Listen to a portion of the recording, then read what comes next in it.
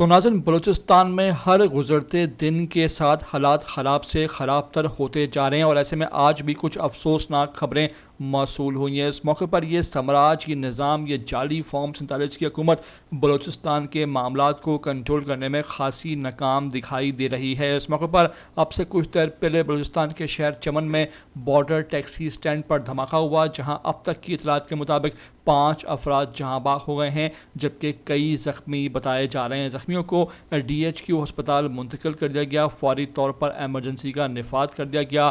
جائے وقوع کو فورسز نے گھیرے میں لے لیا، اور اس موقع پر ہنگامی بنیادوں پر آپ دیکھ سکتے ہیں کہ وہاں پر ریسکیو آپریشن کا آغاز کر دیا گیا ہے۔ ایمبولینس آ گئی ہیں، اور اس موقع پر جو بلوچستان کی حکومت ہے انہوں نے سرسری ایک بیان داغ دیا ہے کہ اس دھماکے کی فوری تحقیقات کی جائیں گی، اور جو بھی اس میں ملوث ہوگا اس کو کیفر کردار تک پہنچایا جائے گا۔ اس موقع پر اب بلوچستان میں آئے دن علاقے سوری زدہ ہوتے جا رہے ہیں۔ وہاں پر ہم دیکھ رہے ہیں بم دھماکے، فائرنگ، کرفیو، ہر تحصیل علاقہ اس وقت جو ہے وہ اس سے متاثر دکھائی دے رہا ہے، اور بلوچستان کے لوگ بھی اب پریشان دکھائی دے رہے ہیں۔ میری آپ سے ریکویسٹ ہے کہ اس ویڈیو کو آخر تک دیکھ لیں۔ نئے آتے ہیں ETV 247 اردو پر تو لازمی سے آپ سبسکرائب کریں، لائک کریں، شیئر کریں، اور کمنٹ کر کے مجھے اپنی قیمتی آراء سے لازمی آگاہ ضرور کر دیجیے گا۔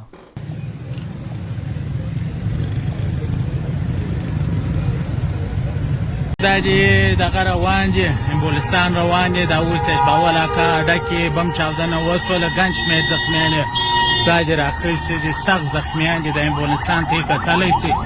دا دی په چمن کې دا امبولستان دي وینې سخت مریضان وو.